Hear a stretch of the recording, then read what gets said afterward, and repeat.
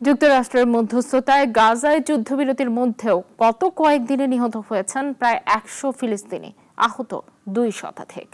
Hamas ও Israel যুদ্ধবিরতি লঙ্ঘনের পাল্টা অভিযোগ করেছে। প্রশ্ন উঠছে, কে আসলে চুক্তি ভেঙেছে? যুদ্ধবিরতি কি এখনো চলছে? ফিলিস্তিনি জনগণেরই বা কি পরিস্থিতি? গাজার আকাশে এখনো ধোঁয়া, বোমার শব্দে কেঁপে উঠছে ভাঙা শহর। যুদ্ধবিরতির মধ্যেও ফিলিস্তিনিদের ওপর চলছে ইসরায়েলি হামলা। গত কয়েকদিনে নিহত অন্তত ১০০, আহত ২ শতাধিক। যুক্তরাষ্ট্রের মধ্যস্থতায় ১০ অক্টোবর থেকে কার্যকর হয় যুদ্ধবিরতি, কিন্তু হামাস ইসরায়েলের অভিযোগ পাল্টা অভিযোগে আবারও স্থবির শান্তির প্রচেষ্টা। ইসরায়েলের দাবি, রাফায় হামাস তাদের সেনাদের ওপর হামলা চালিয়েছে, তাই তারা গাজায় ফের বোমা ফেলছে। অন্যদিকে হামাসের দাবি, রাফা পুরোপুরি ইসরায়েলি নিয়ন্ত্রণে, সেখানে তাদের যোদ্ধাদের উপস্থিতির প্রশ্নই আসে না। তাদের অভিযোগ, ইসরায়েল অজুহাত খুঁজে হামলা চালাচ্ছে।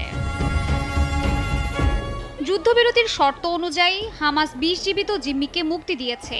২৮ জনের মধ্যে ১২ জনের মরদেহ উদ্ধার করে ফেরত দিয়েছে।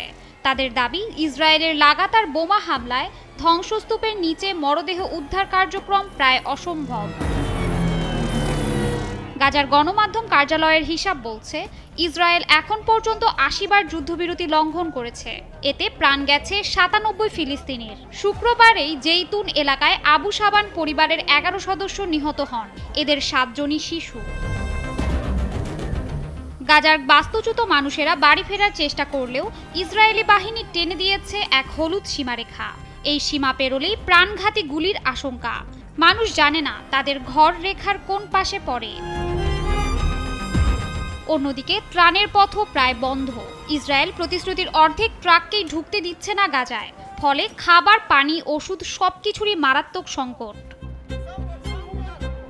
এমন পরিস্থিতিতে প্রশ্ন, যুদ্ধবিরতি কি ভেঙে গেছে?